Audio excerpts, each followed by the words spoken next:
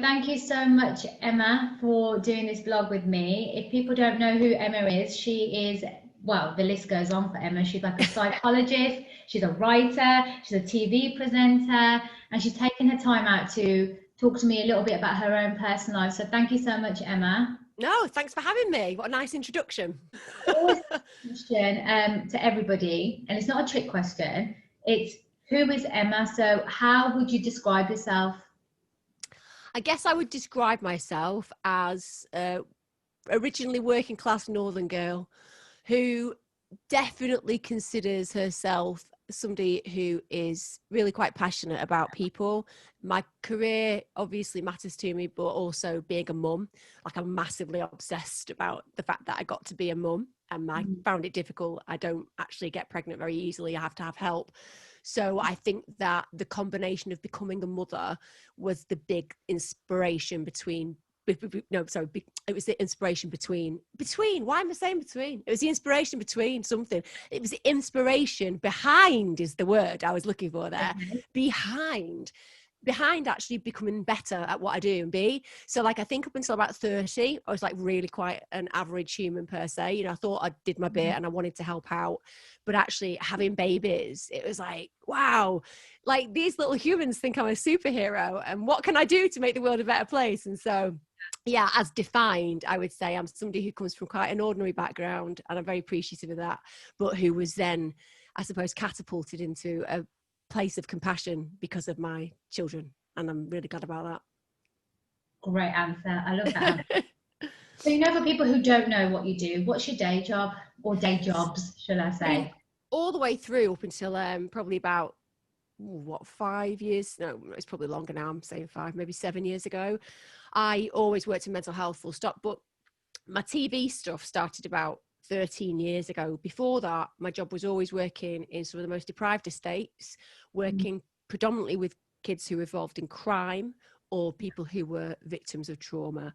And even though I'm known as a TV psychologist, which was a title given to me from my first series, really, actually psychological therapy is what I do. It's what I've always done. The term just stuck. So my day job is very interesting on the level that I'm no longer employed directly by anyone, shall we say. I have contracts with This Morning, with Closer magazine, and also with Scala Radio. So I do those during my week. But still, I would say my major concern and my major vocation is doing therapeutic work. So I do a lot of that online. I do a lot of free sessions that you can kind of join every week. And my main advocacy now is trying to help people to realize that mental health, as much as we talk about it, it seems to be declining, and we're not actually getting the resources to help people. So it's very varied, my life, because I do lots of different jobs for lots of different people. And I guess when it comes down to how I pay my mortgage, I work with brands, simple as that, you know, which is great because I believe in Robin Hood philosophy, you know, take from the rich, give to the poor. That's the way that I always kind of want to live my life.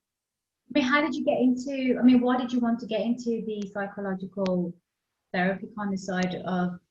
It began when I was a kid. So as a young person, one of the things that people talk about quite a lot when they want to be negative about me, which is fine, I don't have an issue, I've got broad shoulders. They always like say about the way I gesticulate all the time, but the reason I gesticulate is because I have quite a strange condition of tics. So I have quite a bad tic kind of concern in my life. I've got really quite severe tics at times. I can control them, and I can control them, particularly with my hand movements and stuff like that. But when I was a kid, I didn't know how to control them. So you can imagine the kind of delight I was. So you know, you're saying I would never. It was one of those. Yeah, so one of those weird things when I was a kid, and then as I grew up, I realised it was physicalised anxiety. It was a way of controlling anxiety. But by the time I got to high school, I just became quite a problem. I struggled a lot at high school. I went to a place that really wasn't great for me. It's great school, but it was private, and I got like a poor place, which meant that we didn't have to pay really any money, which sounds wonderful. But when you come from a background where you don't understand that ski is a sport and not a yogurt, which is how I felt at the time, it wasn't necessarily a perfect fit for me. And then I became completely disengaged and stopped going. And so at 13, they sent me to a clinical psychologist, and I had to go there every week for like 2 years. I learned nothing. I found it really bizarre, and I just learned to mask the way that I felt and pretend that I was improving and all of those things. And I went home one day and just said to my mum, I just could do a miles better job than him. And she said, well, why don't you? And I thought, yeah, that's what I'll do then. And actually, I did my undergrad in psychology, and then I went on to do my advanced diploma in counselling at Manchester University, and then I did my master's at Manchester University. Haven't done a PhD, don't ever want to, really. It doesn't appeal to me. But certainly it was that. It was the idea that you can not talk to somebody who's a teenager, and like I wanted to be able to do that. And I think that was what inspired me. And then, of course, young people, I love young people. Just everything about working with young people was just brilliant. So that's how I got into it. Yeah. A lot of people do have a personal reason, don't they, on the reason on why they go for the chosen career. Yeah, absolutely. You know, absolutely.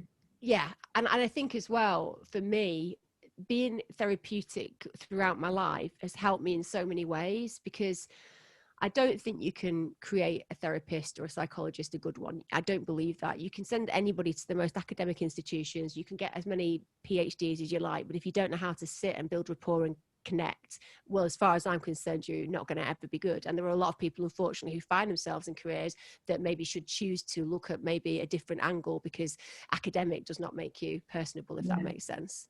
I totally agree. I think coming from a place where you have a lot more life experience, I think that is a lot more than having a whole load of degrees. Yeah. And that's just my opinion on it. But some people obviously don't feel the same. But that's just the way I've always seen things.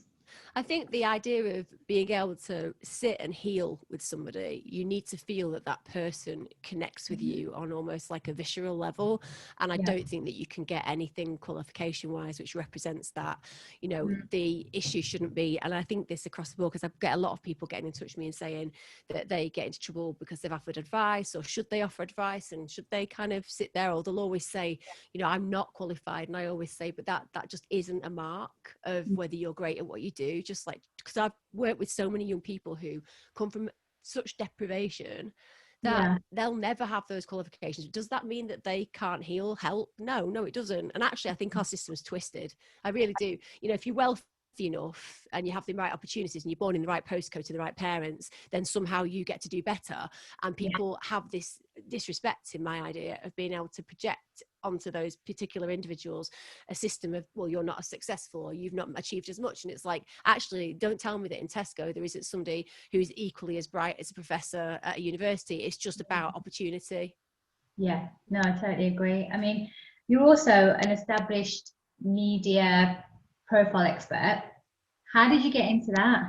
Oh, I mean, the thing about the media is, like, you get flung at all these different, I mean, one of the things that makes me laugh when I'm on TV is I'll take a job, psychological evaluator, for example, behind the scenes, which is great. I know what I'm doing there. I assess people to be contributors for TV shows. I only do documentaries. I won't do reality TV. So that's a very straightforward one. But then I'll go in a series in front of the camera, and I'm meant to be going on as a psychological therapist. And then it comes out and it'll be like a family expert or whatever expert, or I've been given these titles of these different experts that I didn't even know existed. So a lot of the things that you'll see about me online, I didn't even know I was until they put it out there, if that makes sense. But I do a lot of research for brands. It's what you do. And so a lot of the profile kind of work, like at the moment I'm doing something for Book Depository where it's all about analysing people's bookshelves. I like doing that stuff, but let's be honest, it's not embedded in some deep academic context, and it's more for fun. And a lot of the work that I do on TV, it's an extreme of light entertainment, like this morning, where I get to go on and kind of have lovely chats with the viewers, or death. There's like no in between. It's murder or light entertainment. I mean, you also run an exclusive ethics. Oh my goodness, yeah, that's so exclusive ethics. Wow, you've done your research. Research. Love it. So exclusive ethics is, my brother's was a barrister. He didn't stay as a barrister because he said being a working class man isn't the best place to come from when you have qualified as a barrister. So he works with me actually, and he works for me these days, and with me as a co-founder of an app that's coming out soon. But what we would do is psychological profiling. So psychological assessments behind scenes for people is one level that you can do. So if Ofcom wants to make sure that somebody's got the right robust nature to go on a television documentary about rape, for example, so that would be something that I would interview people about. But my brother does all the ethical stuff, so it connects to particular laws, and we've had series commissioned before where it's all been about kind of looking at the Hague Convention, like really deep complex stuff that I'm useless at, and that's not my area. I just know whether somebody's fit enough to go on TV. So that's where that comes from. So we don't do that much anymore because a lot of people realize that they don't have to pay. That was with Ofcom, wasn't it? Yeah. So Ofcom, again, I would go and talk to, I've not worked for Ofcom, but I would go and talk about the guidance to particularly academic institutions. So Manchester University, I'd go to the PhD there and introduce them to what it's like to be on screen or behind screen, and also the ethics according to the way that the Ofcom guidance works. That's where my brother, who is just brilliant at all that stuff, is very bright, shall we say. I think he got my genetics that I required for intelligence, because he is so much brighter than me on every single level. No, that's really good what you did with that, because, you know, I feel like that's much needed to go to Ofcom to say, look, this is what you should really be doing in terms of A, B, and C. And when I read about that, I thought that was so good, because I didn't really know much that you had done that. Well, I mean, actually, Ofcom are a pretty nice organisation, as much as they get quite a lot of stick a lot of the time. I mean, recently I was in there to go and speak to them about the way that they were looking at psychological evaluations, because there's always this really strange stuff where people have got quite a snobbery kind of attitude towards the difference between therapy and psychology, which is ridiculous. And one of the things that we're looking at, because of what happened on Jeremy Kyle, I mean, obviously I would have never worked on Jeremy Kyle, and I would have never done assessments for Jeremy Kyle, not because Graham isn't brilliant and I liked him, the therapist there, but just because it wasn't a show I'd want to kind of go and get involved in. However, what I didn't want was people to not be allowed to do shows. You know, I don't think that human beings should be told what they can and can't do. I think you have to just make sure the protective mechanisms are in place there. So I was in there talking to them about making sure that they didn't exclude therapists from doing assessments, because one, that would dry up a lot of people's work, and secondly, that would be derogatory towards therapists, because the idea that a therapist can't do that job is ridiculous. I mean, it's not exactly hard and complex to know whether somebody has had a difficult history and needs some extra care, if that makes sense. So they are quite approachable. Yeah, that's really good. I just found that fascinating that you had done that. I mean, you also touched that you are, like, you know, regularly on This Morning as the resident psychologist. How did that happen? How did you manage to get the contract? Or to be fair, I fell into TV. There was no desire to actually get into TV. I love it, and I feel very, very lucky to have been given these years, and I know it'll end one day. I've never really built my world around it, if that makes sense. But it was actually to do with an ethics report. So I was working with young people who were really struggling, and they got in touch with me, this production company, and said, we're looking for kids who are basically avoidant of people. They were very reclusive, and they wanted to work with them, and they asked me to explore what I thought about that. And I remembered saying, I just think that really it's probably not going to be good for the mentality. You know, if they're reclusive, it kind of suggests they want to recluse themselves, and the idea of film crews, that could be very anxiety promoting. So actually I helped them in the end. They moved on to selective mutism, actually. So that's what we did instead. And I just left that behind, didn't think anything of it. And then I got an opportunity to go for somebody kind of passed on details, and I got an opportunity to go on this like casting, and all it said was it was for psychological presenters, and it was basically connected to a company called Objective Productions. Now, I would never have done it if it had been a serious one, because at the time I just wouldn't have put myself in that position, nor would I have thought I was the right person for it. But I looked, and it had connections to The Real Hustle, and also to I've forgotten what his name is, but the company had a Mitchell and Webb show, Derren Brown, that was it. And I thought, that sounds fun. So I went down, I found myself in a yellow tabard directing people around a coffee cup on London Bridge, and I thought, this is the one for me, definitely. If this is what I get to do, I just definitely want to do this. Then I got the job, hence why I get called Psychologist on TV, because even though I wanted to be known as a therapist, they wrote to they actually spoke to the BPS and they agreed that Psychologist is completely all right for me to use, and that's why I get called bloody TV Psychologist. Long story short, I did that for 3 months, filmed this series, and then after it came out, it was awful. It's awful series, but I still got to have fun in it. It was a terrible series. But then Good Morning Britain, who was originally Good Morning TV, GMTV, asked me to go on about something to do with anger, did that, and then never stopped. And then got asked to do crime stuff because of my criminal work and because of my victimology. And then this morning, I did it 13 years ago. Even when I was doing it with Good Morning TV, I did do it. But over the years, it got more and more and more. And then I got contracted about a year ago. But it's one of those where, you know, I might be in once a week. I might be in once a month. Who knows? But I love it. You on there because you are so honest and you're so direct and you're just like, you'll just tell the truth. Like, you're not just you don't like sugarcoat it. You'll just be like, no, this is what you need to do. And are you feeling like this? And that's what I really liked about you. I really appreciate that. This morning has always been my favourite because of the fact when I was a kid, I wanted to be an agony aunt in a magazine and I wanted to be on TV giving phone advice. That was like the thing. And if I never did anything other than that, I'd still feel like I'd achieved my dreams because there is something so intimate about having that space and just being able to kind of have that conversation. Although right now, probably with all the views that I've got about the current situation, I've probably not done myself any favours with any mainstream reporting, shall we say. You have to be honest with yourself, don't you? Like, one thing about you that I really love is that you're not a sheep. You don't follow what everybody else is doing. You will just focus on what you think and you'll just stick to your gun. Yeah, absolutely. I always see that. That's a trend with you. Like, it's never changed. No, and it won't. And I think as a human being, you have to make a conscious decision to decide whether you want to go for integrity or cash. It's very easy for me to choose cash. You know, it's very easy for me to just say the right things at the right point, support the right opportunities that are going on and the narrative that's going on. Like, let's say during this whole coronavirus situation, but I have to be somebody who looks back in 5 years' time and be proud of myself. Like, I won't look myself in the mirror in 5 years if I don't protect my children's future. I'm actually blown away. I am blown away right now by what I consider one of the most treacherous things to happen to our country, and actually not just to our country, because I think that what people don't understand is that we give so much money to foreign countries who are in plight, and we aren't going to be able to do that because of our economy going down. So when I think about speaking out, I know it costs me. Of course it does. It cancels me. I get it. You know, there's enough people telling me that. I appreciate it. And that's okay. That's the way it's going to be.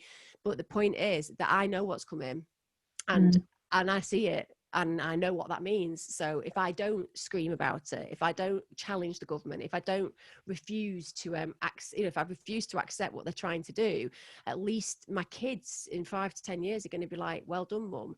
And, you know, my son came in the other day and just said, like, I just lost something that was important to me because of this. And he just said to me that, you know, I'm really proud of you. I'm really proud of you because I've been brought up knowing that my mum is somebody who's not afraid to look after the underdog. Like, the truth is, if people think I'm online trying to protect myself, quite the contrary. I can sit in my house and I can carry on doing my work. I'm clever with those kind of things. I can make money selling biscuits. It's as simple as that.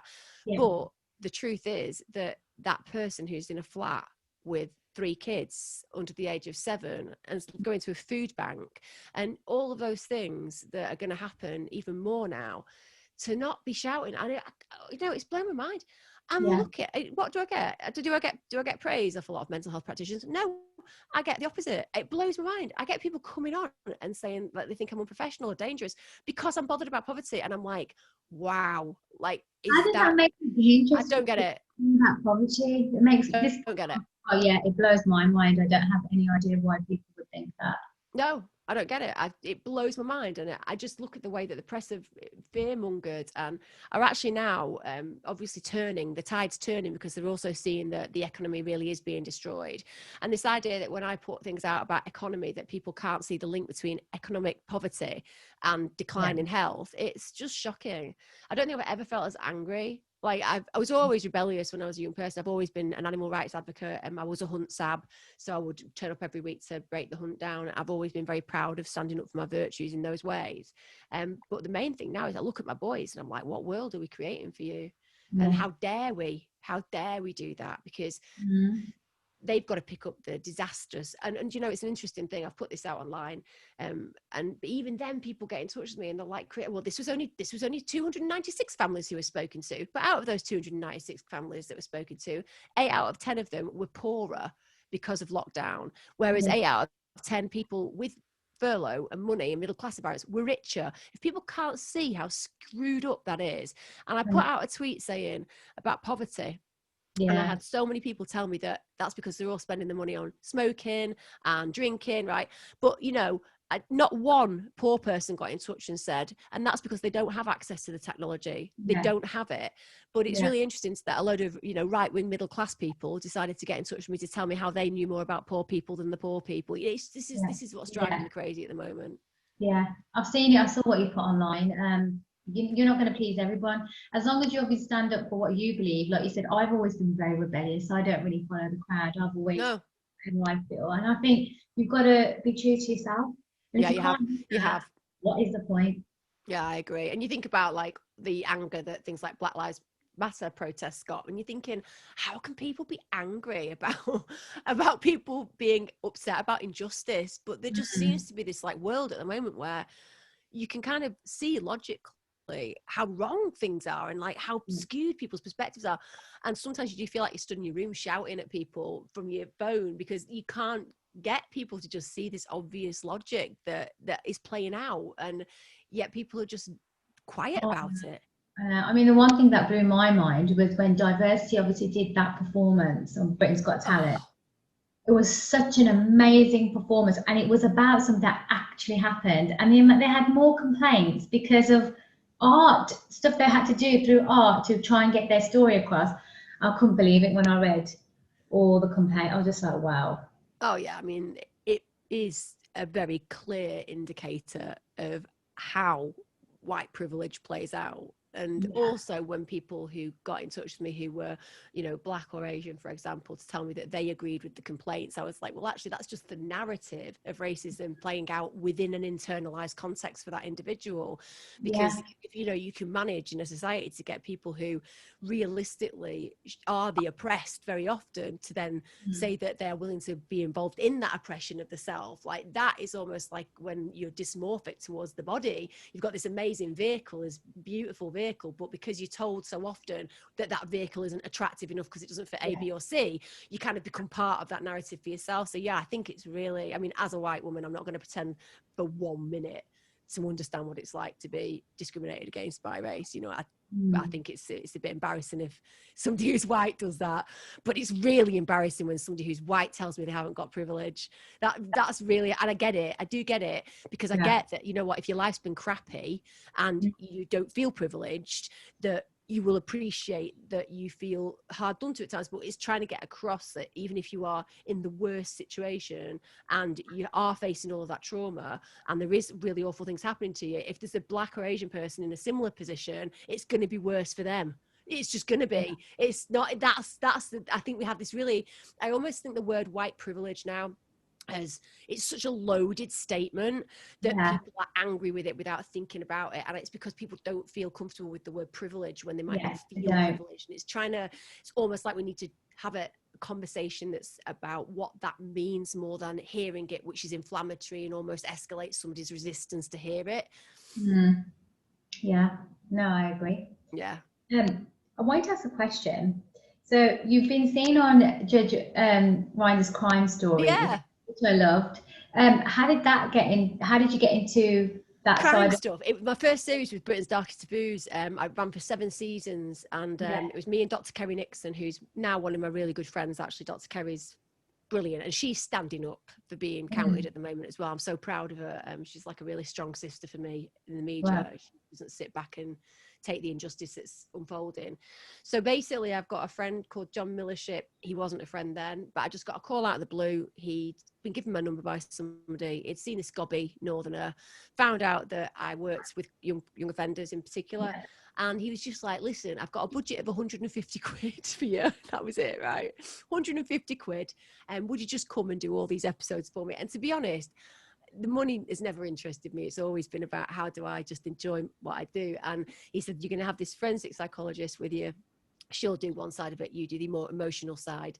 And that, unfortunately, I only got to work with Kerry on the first 3 series, and then they replaced her, which was the worst mistake they could have ever made. It was miles better with us too. And I've always tried to work with her again and again. So that was then. And then I've done about 30 or 40 series for crime now. And Judge Rinder's was a direct consequence of me doing Taboos. And they wanted to do it for like more of a daytime show. And I've just done every season so far. Whether that will continue, I don't know. Which crime story would you say still sticks in your mind? There's so many. Mick Philpott obviously murdered all his children, whether it was by accident or otherwise. The fact that he absolutely knew that he was willing to put his children in that kind of compromising situation, he's horrifying, and he should never have got out of prison, in my opinion. He brutally attacked and almost murdered his first girlfriend, and how the hell he got to get out the way that he did. So that would be one. I suppose cases, when I think about, what makes my blood run cold, obviously Brady, that would be somebody, and Dahmer and Nielsen. These are all people who I look at and think, wow. Anybody who's involved in child killings, whether that's a younger person or an older person, that would be cases that really, really still stick with me. And also just the personal cases I've had, because I've worked with people whose families have been affected by murder. I worked with a couple of people who lost their kids and brother to shootings in London. So those kind of things stay with me because they feel very real and present. But yeah, serial killers are the ones that make me kind of shiver, because I think that, even though this is completely my own theory, it's not backed up in science. This is just me making an assumption or a thought process. I kind of think psychopaths were once important. So evolution wise, I think that predatory nature of a psychopath, and I mean, I'm talking psychopath, serial killer psychopath here. So not the 1 in every 100 of us that just is a bad liar and doesn't care about people. I'm talking about the real extremes. And I think that nature would have needed them. You'd have needed them to like kill indiscriminately to survive. You'd have needed them as a king to happily go out and slay people without a conscience, right? But society's evolved to a more altruistic place. But obviously genetics happen.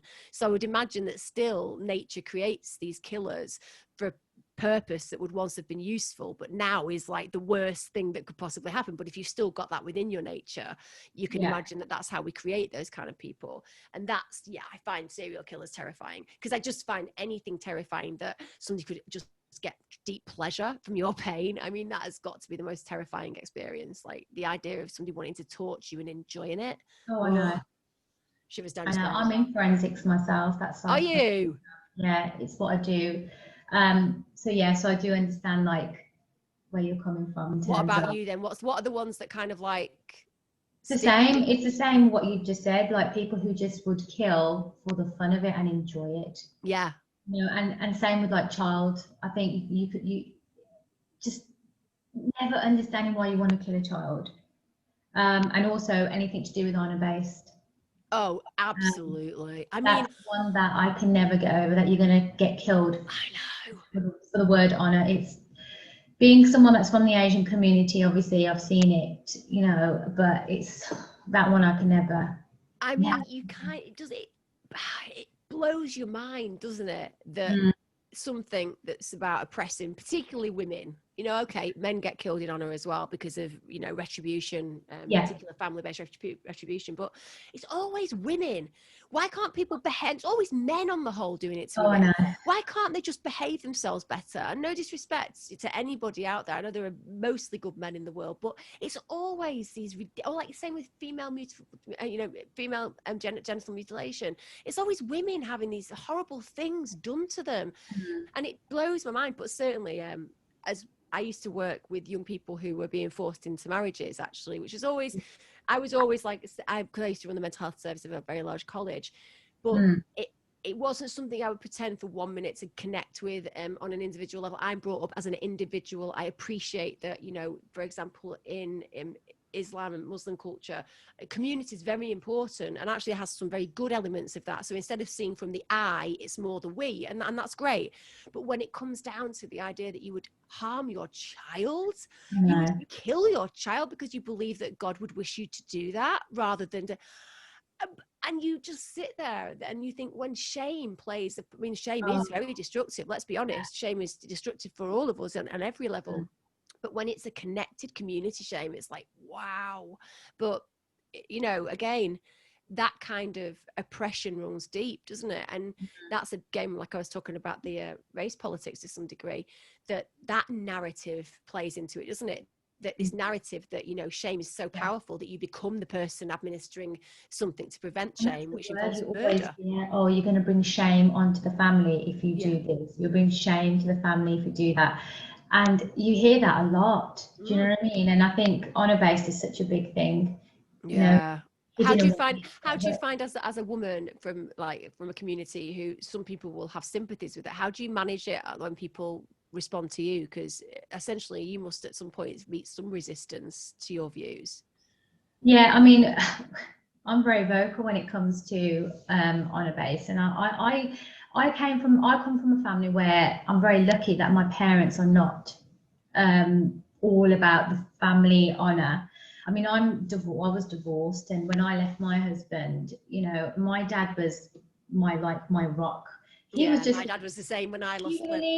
Yes, I do. He's like, okay then. And I was like, it was me that worried a little bit. I was like, shit, what are people going to say? Yeah. He's like, why do you give a shit what people say? And I remember my brother was getting married around that time, and some lady came up to me and she's like, oh, so where's your husband? And I said, oh, he's at work. And I remember my dad taking me out, and he was just like, he's not at work. If people ask you, you just say you're not with him anymore. And I was like, oh, okay. And I think it was from then. I think we just have it in our minds that we need to think about our families. Yeah. But it was my dad actually he was just, honestly, he was so good. What an awesome guy. Yeah. And people just like, oh, so your dad supported you. I was like, oh yeah. It does happen, you know. Yeah. I've got really good brothers as well, so. Yeah, but which is why, but also it's great because by having that kind of experience and being given that opportunity, that permission becomes very apparent, and that means that then you can make such a difference for other people. I think that's one of the things that I think about human beings, that we often underestimate our power. Like, I genuinely mean that. I think that's why people troll a lot of the time. You know, people troll you because they don't realize that it's actually real for that person. You know, people just aren't aware that one tweet might cause somebody to do something awful, and they just underestimate their own power. So actually it comes a lot of the time, I think, apart from those who've got the dark triad of personality dysfunction, let's be honest, apart from those trolls, which we know exist, you know, most people, it's just that real lack of understanding and clarity about power. And if they really actually had a bit more self-esteem and they actually realized that they were powerful, they wouldn't do it. It's their lack of understanding about their self-power and impact that really means that they aren't secure as a human being. That's really why I can deal with I mean, right now, the amount of hate I get is hilarious. I mean, it's staggering. You know, it makes you laugh though, doesn't it? You put one tweet out, which is your own opinion. Like, I've put tweets out from before, and you just get some abuse, or sometimes put it online, like on the actual comments, or they'll DM you or something, and you just think, why are you wasting your time? Well, exactly. And also, I've got a social network coming out soon. I've built a social net, not personally. Listen, I would definitely not be the coder. You could put me in a room for 1,000 years and I still wouldn't know how to code at the end of it. It would be a wasted experiment. But I have been really conscious in the past 8 years of how censorship is happening. And also how the world is managed a lot by online subscription papers or online papers and social media. And I kind of, for the last 8 years, have been building to a point where I've been able to actually self-fund this thing called Appy, which is the Healthy Social Network, but it's also got loads of amazing content on it. And the reason I've done that is as a direct competitor to the voices that are controlling us. And I've never really seen how dark the world is until recently, and now I'm starting to see it. And it's, even for somebody like me, I'm not a naive person, but I do tend to be very optimistic about the world. I am optimistic still, don't get me wrong, but seeing how things have been so skewed recently, and the power of fear has been really programmed into people, and also the division, I'm like, I needed to do something that could stand against it. And that, I think, like you were saying about what drives us, has got to be from our integrity, hasn't it? And like, as soon as you just stand in that truth, even when you get loads of crap for it, like I am at the moment, it doesn't matter, because you're not doing the short game. I've never been a short game person. A guy got in touch with me, a doctor got in touch with me yesterday, and I know the stuff I know, but I just said, I will remind you, because I've got all your tweets bookmarked, and it's the future that's coming for you. And that's the key in life. Like, never think about the short-term reward. Always know the long-term is the most important. That's where I'm logical, not thinking about now. I'm thinking about 5, 10, 15 years, and those who will be remembered for integrity and truth, and those who will be remembered for very, very the opposite, simple as that. Going off just a little bit off topic of what we've just been talking about, you went through a bit of a dark time because you filed for divorce from your ex-husband because you found out he was cheating. Yes. How did that affect you? And, the reason I'm asking, because obviously I was divorced, but what made you decide, you know what, see you later? I mean, it was really strange because me and my ex-husband, we still get on now as far as, we have perfectly good conversations, and obviously I have the kids, but he's still always maintained contact with the children. But what actually happened was, I think that, like any affair, it's a two-sided experience. I clearly wasn't being the best wife in the world. He clearly wasn't being the best husband in the world. We clearly weren't communicating. I think that I'd got to a point where I was quite exhausted from feeling like I had to drive him quite a lot, to get him motivated. But we got on fine. It was not like we had a terrible life together. We really didn't. It was an average, acceptable marriage. I'd probably still be in it had that not happened, because a bit like you get into the rhythm. You think, well, it's what I've got to do. My mum and dad have been married for like 50 odd years. So it was just one of those things that I kind of stuck with. But he started to get close to a friend of mine, and she had been a new friend maybe a couple of years. We had kids at preschool together, and I saw them trying to like kind of negotiate more time together. And I guess, if I'm really honest, as my friend said before it kind of all came out and I spoke to her about it, that I gave him enough rope, if that makes sense. And when I found out, I just instantly knew that even though I'd had very flexible boundaries on other areas, there was one boundary that was not acceptable, and that was adultery. So he literally went that night. It was over. And it's a strange thing. I obviously was devastated about the fact that financially he didn't earn loads, but obviously two of you paying a mortgage. But this is why I ended up doing what I've done in TV. I would never probably have pursued any of that when it was introduced if I didn't need money. So it actually, in many ways, propelled me for more ambition, because I thought, I can't afford to pay my mortgage. I can't afford to work just 3 days a week now. I've got to do all these things. But the one thing that really did like upset me, I think at the very beginning, like will probably have upset you in the same way, is you have a picture of what your children's experiences will be. And there was just a very clear picture. I'm the first divorce in the family. I'm like, I've done the first of everything bad in my family. Like literally, I don't mean that divorce is bad, by the way. But you know what I'm saying? I'm saying that it's always me. I like to think of it in the word pioneer, but I think probably my family might have thought a bit less like that. But like you, my dad just used to come like every night, and it wasn't the relationship. I could completely manage that. Look, relationships end all the time. You'll always be able to meet somebody if you want to at some point in the future. And I think we always referenced that it was for the best reasons in the end. So I've always known that because of therapy. I always know that the bad times will pass, the good times will come, and you'll always learn something important. But I guess that my dad used to turn up and just like help me manage my anxiety, because I had really bad anxiety about I'm going to lose my house and I'm never going to be able to live again. I'm going to be on the streets, all that catastrophizing.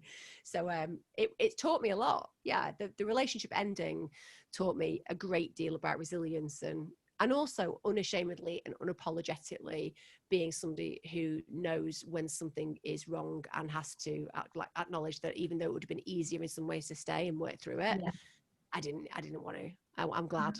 I'm really glad that you didn't, because like you said, there's a boundary that you don't. I think a lot of people would stay in relationships for many things, but that is one that you can't go back, can you? Because the trust is broken. Absolutely. And also with respect to him, I know some couples have gone back to each other, but it's not something I could. No, I agree. I think that like some people can do it and they do it and it gets better and all of that, and power to them. But for me, I am that person. Listen, it was more about what would I be like? And I know I would be, and this is the opposite of the advice I would give anybody, because if you do take somebody back with an affair, you must never throw that at them. That's got to be the decision, because, you Exactly. know, and I would have been every argument. It would have been, you had an affair. Every time they did something, I didn't like it, but you had an affair. This is why. I would have used it, and I would have made his life difficult with it. So part of it was actually not wanting to be that toxic partner, which I would have been. And I know I would have been. I know that about myself. I try not to be in any other way, shape or form resentful in my life. I'm not like one of those people, but that would have been I am going to beat you over the head with this for the rest of your life. And it would have made his life difficult, you know. And like I said, I don't think the affair was all on him. I think that, you know, as much as we got on well, I wasn't an A-star wife. I just wasn't. And he definitely wasn't an A-star husband either, but he wasn't a bad human, and I'm not a bad human. And separate, we are far better. He's got 2 little kids again now, and he's getting married, and, you know, he's in a good place, in a good space. So I'm glad for him.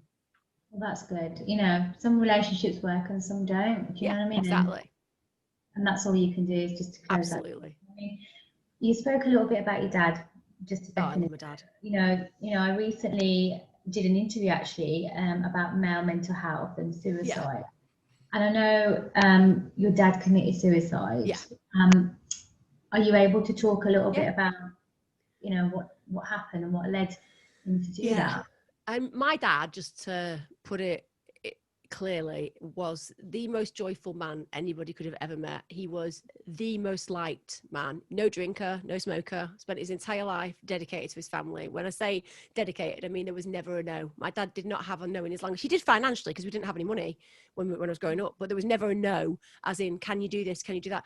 This is an example of what my dad was like. When I was 13, I found out that there was a horse that had been badly treated that was going to be on loan. Right, I was 13. So I lied to the woman who had the horse and was looking for a loan again, because the previous kind of loan person had treated her badly. And I just turned up at my mum and dad's and was like, this is my new horse.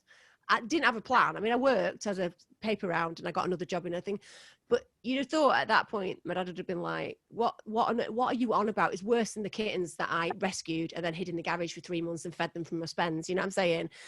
Like, I was like Miss Animal Rescuer. But instead of being that kind of regimental dad that he could have been, he just got up at 5:30 every morning with me. And we went for 5 years and looked after that horse until I went to university. My dad was the best human. I wrote a poem when I read it at his funeral, and I called it Faultless, because my dad was faultless, and everything would have been fine until he got so just to put into context, my dad had one breakdown in his life. He never had a day off work. A man came who managed him when he was 59, and it turned out this guy was defrauding the company. Nobody would believe my dad, and it really drove him mad. It drove him mad, literally. I mean, that's probably the best way to describe it. He had a psychotic breakdown, psychotic depression, and he had this awful, like, suspicious psychosis that happened. That was the only period of mental health my dad ever went through in his entire life, and he ended up getting put into a mental health unit. I threatened to sue them after the first week and got him home and nursed him, and then he was fine, and he was never ill again for 20 years. But then he went to hospital after a series of blunders. They'd put a catheter in him, and unfortunately they hadn't looked after it appropriately, and they didn't give him the right medication to prevent infection, and he got sepsis. So his kidneys went, but we actually only realized this when he literally had a breakdown of complete suspicious thoughts, running around the garden, my husband having to try and chase after him, trying to help him, my brother and stuff. He was completely irrational, and we thought that he was having some kind of mental breakdown like he'd had all those years ago, but they'd come from nowhere. And it turned out it wasn't. It was a thing called delirium. So he got sepsis. Sepsis caused this toxic reaction in his brain called delirium, and then they sedated him really heavily to a point where he nearly wasn't breathing. And unfortunately, that's the worst thing you can do with somebody with delirium. It locks them in to the nightmare. And then he spent a week in hospital where he couldn't speak, and he thought he was in a cage. It was really awful. They didn't medicate him. They didn't give him any antipsychotics. So my dad was literally trapped in this nightmare, of which he never really recovered. When we got him out of hospital, he just constantly was afraid of going back to hospital. He thought he'd been put back in the mental health unit. He was so scarred by the mental health unit that he'd first been in that he believed that anything to do with hospital was like terrifying for him. And then a series of disasters, them altering medication over the phone, him not getting any mental health support. And yeah, I went round after having this really weird feeling. I'd spent all weekend with him. He's I love my dad to pieces. And yeah, I found him. I got there just as he hung himself. I managed to get him down, but again, series of errors. Like, I got him down, was hysterical, tried to resuscitate him very badly, and then when the paramedics arrived, she said, "Oh, he's warm," which he obviously was because it had just happened, and she got the defibrillator out, and I was screaming, "He's dead, he's dead," and then she just went, "Yeah, I think you're right. We'll leave it."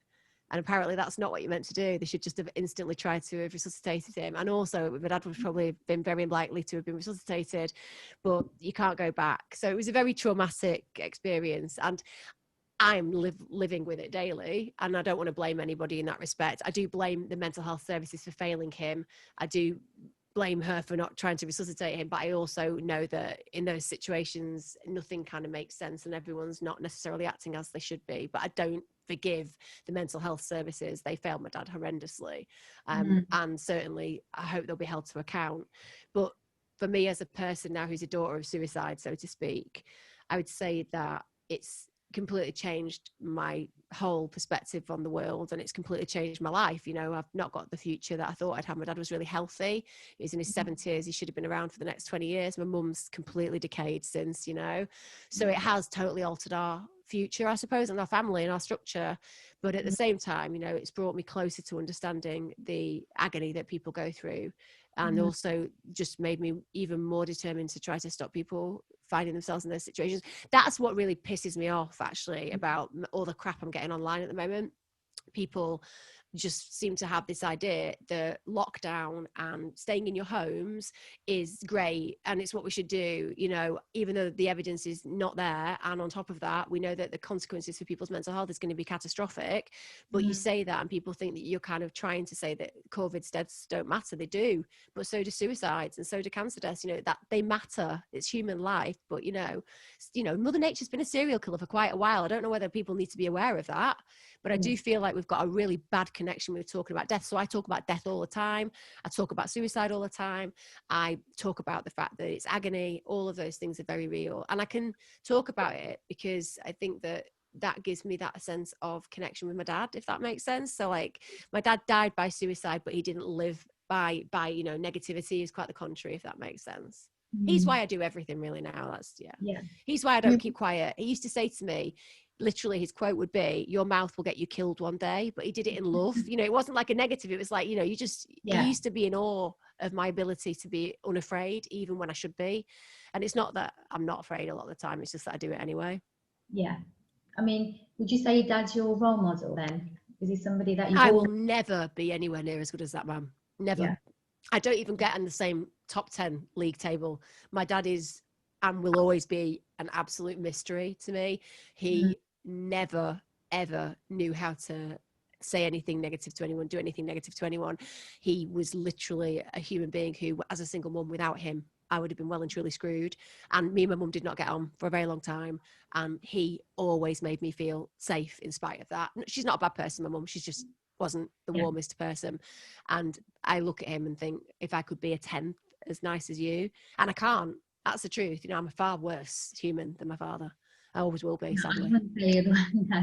You're a wonderful person. Not in comparison to him, honestly. You're doing so much. You're trying to make a difference. Yes. And at the end of the day, no, I don't agree with what you just said. Oh, I really appreciate that. It's really kind. But what would you say is your fondest memory of your dad? Do you have one? I have loads of memories. I mean, there are so many memories, but funnily enough, probably the memories that are most connected are when I was a single mum and I had really serious anxiety, and he would come round every night and he would just sit with me, and he'd just never be able to tell me why it was going to be all right, because he'd just go, "It's all going to be all right." And he couldn't back it up. And there was quite a lot of time it didn't seem like it might be, but it was just having him say it was enough to make me believe it. And he'd just always say to me, "You know what, Em, whatever happens, you can just always come home." In fact, that's the one thing that I think I miss about my life now. When I've taken risks, when I've put myself on the line for things, when I've said things that aren't popular, it was always with this foundation of knowledge that I could just go home and it'd be okay. He'd look after me.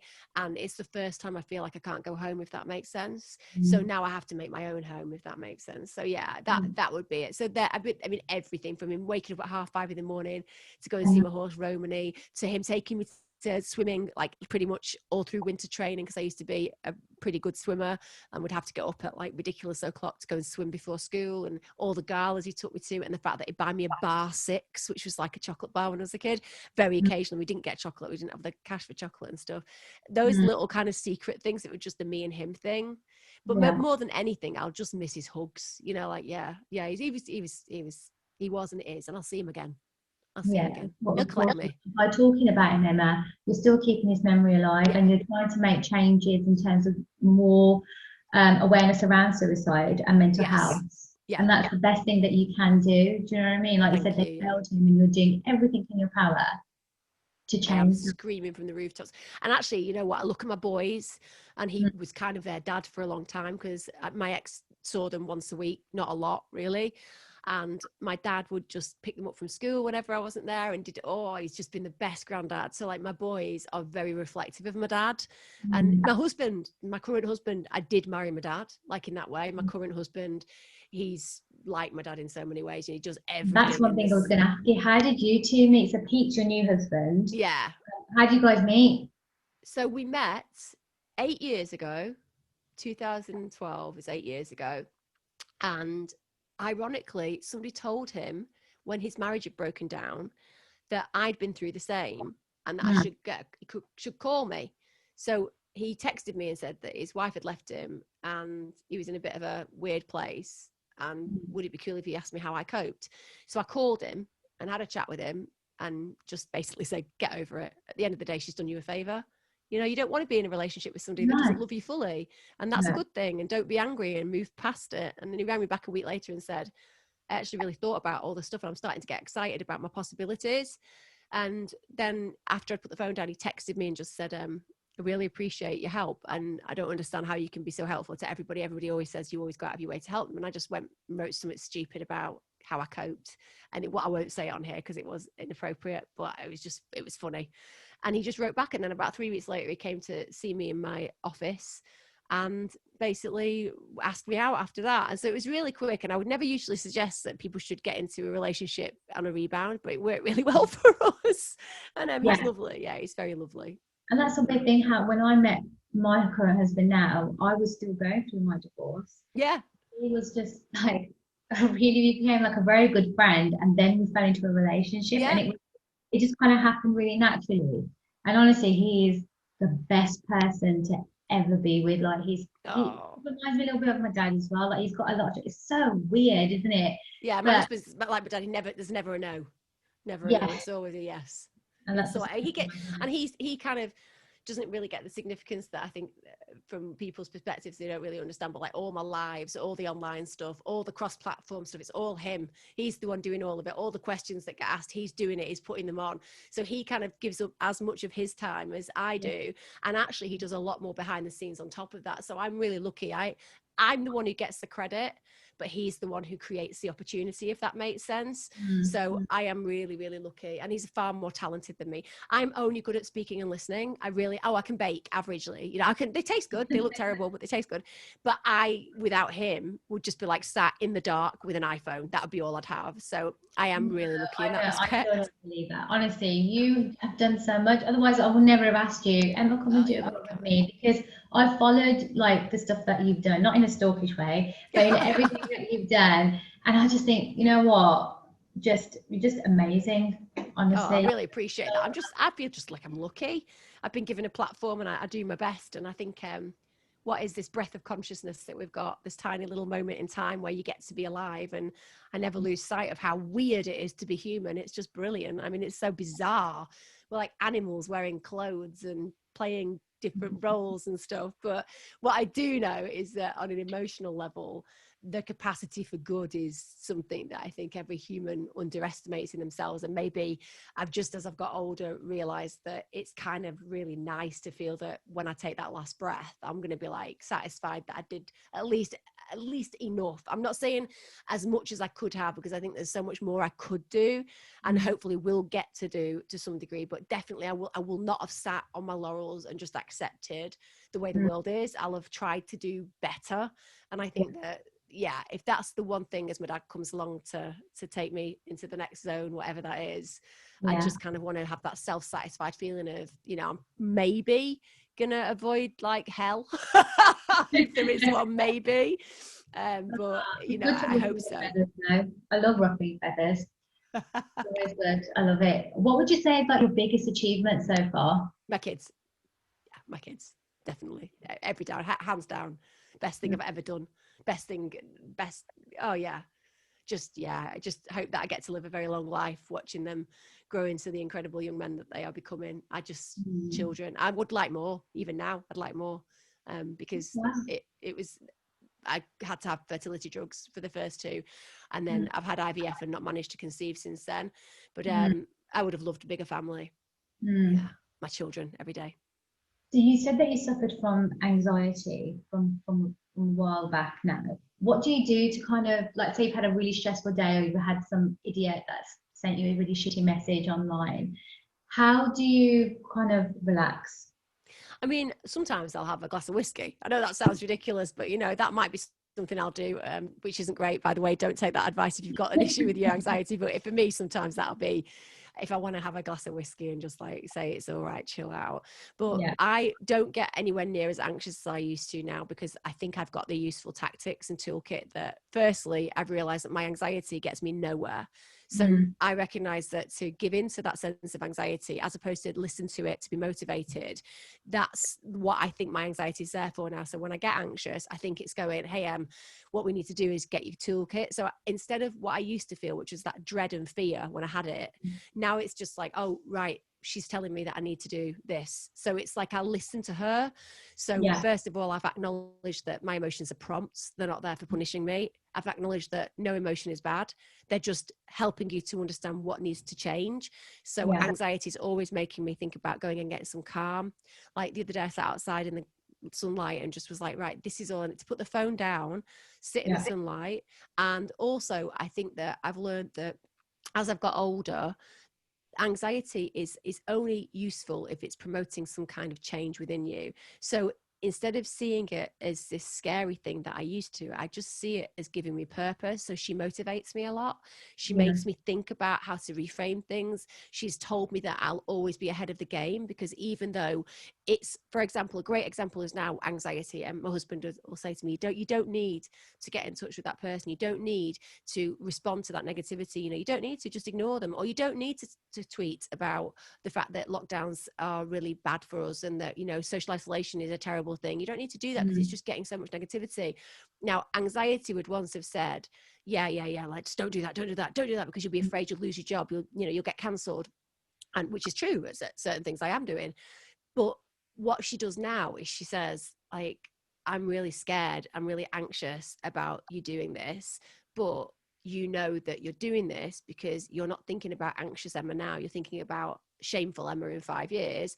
So we're gonna sit with this feeling, and we're gonna do what we've got to do, and then we're gonna go and take some space, digitally detox for a couple of hours, just relax with your kids and get some exercise. I go in the gym I pretty much every day. I have a kettlebell exercise program, and I go in, and it sounds really simple, but I just go and sit in my boys' rooms. Like my eldest, I'll go and sit in his room, and he'll just be playing his games, and I'll just be present with him. And it's the same with my youngest. I usually go and watch something on TV with him. But just having that, this is what it's about. This, like, you know what, you can take my money, you can take my home even, but you can't take the love that I've got within these four walls. And I'll live in a tiny house, I'm happy in any house. I'm still going to be a multimillionaire in this world because I've got food in my stomach and I've got a roof over my head. That's the way I approach it. So the anxiety that used to ruin me, she motivates me now. And the fears that I used to amplify and catastrophize over, she has an answer. And the answer is, like, life is finite, it's a breath. Just like do the best you can, be the best you can, and try the best you can. And if people don't like it, that's on them, not you. That's the kind of way that it's taught me. So with anybody that's kind of like gone through the same situation that you have gone through, but with your past experiences, what advice would you give them? You don't learn anything in the good stuff. It's useless. You might enjoy it. You might have fun. It might make nice memories as far as, you know, pictures and photographs, but you'll learn very, very little apart from stay in that place. The bad stuff is full. It's agony sometimes, and it is very painful to move through, but you will absolutely learn so much about your capacity. You'll be more compassionate. You'll grow in empathy. You'll know how to help others in similar situations. When you're going through those bad times, know it will pass, but know it will be fruitful. And I think that that's really important. So often we're taught to run from the negativity. So often we're told, you know, it's all about things being good and positive. It's not. You just don't get anything good really from those moments in that way. You can learn so much from the negativity, and try not to be afraid of it. And also, I suppose the other thing I'd say to people is learn. So for me, after my dad died, I spent ridiculous amount of time learning about death research, and now I feel so much more connected to death, and it's a good thing, and I'm okay with it. And then secondly, I think I'd say, you know, just always be aware that the more that you learn, the more you have tethered to your understanding emotionally of the self. So the more you like read, the more you grow, the more you talk to other people, the more you act in kindness, but the more you're willing to learn and be open, then that makes that, like somebody said to me today, I tweeted a Daily Mail article today because it was particularly against what's happening, what the government are doing, and it was good. And somebody was like, very clearly really caught me up on it and was like, that's a Daily Mail article, and this particular person is like really right wing, and you know, you're going against the narrative of what you talk about. And you know, I removed it straight away and apologized. I don't have to fight when somebody educates me. Do you know what I mean? I need to be educated. I get things wrong. The same as when somebody gets in touch and says, oh, you've liked a text, or so you've liked a tweet or a thread by this conspiracy theorist, right? Now, on one level, I can understand that people would want me to take that down. But on another level, that conspiracy theorist, whatever they are, has written a nice tweet to me, and I've liked that. And I won't avoid liking somebody's tweet just because it's linked back to something conspiracy based, you know? I think that I'm one of those people that's very open. So I'd say to be open. And the other thing is create your toolkit, mindful practice, relaxation, going out walking, making sure that you spend time with people that you love and not around radiators who drain you, and being able to say no. I think have a build up your tolerance to saying no. It's really good. My dad never learned that. Probably should have, but you don't always need to just agree to do things and to agree to look after other people. Sometimes it's good just for yourself. Yeah, I totally agree. And my last question is, what's your favorite song? There are so many. There are so many. The song and you think it takes you back to wherever you was when you first heard it. I mean, literally, I have so many. I suppose that if I think about like John Lennon and Imagine is one of my favorite tracks, but that's because it kind of creates this reminder of me as a young person when I was just like really rebellious against the way that institutions were and the government, and kind of like her, and she's kind of come back a little bit recently. So I think Imagine was probably one that I definitely think about having at my funeral. That's the kind of like level. Yeah, and then anything by the Smiths. So like, This Charming Man would be one as well, but that's because again it takes me back to going to Lazy Lils and DeVille's in Manchester when I was 14 and getting into clubs when I shouldn't have been able to. We've all done that. We've all done it. But totally. Emma, thank you so much for pleasure for doing this. I really enjoyed it. I feel like I've really enjoyed chatting to you. To keep in touch. Yeah, I feel like I've known you. I feel like I've just been talking to you all the time, which I probably have because I've bugged the shit out of you for so long. But I really enjoyed it. So thank you. No, thank you.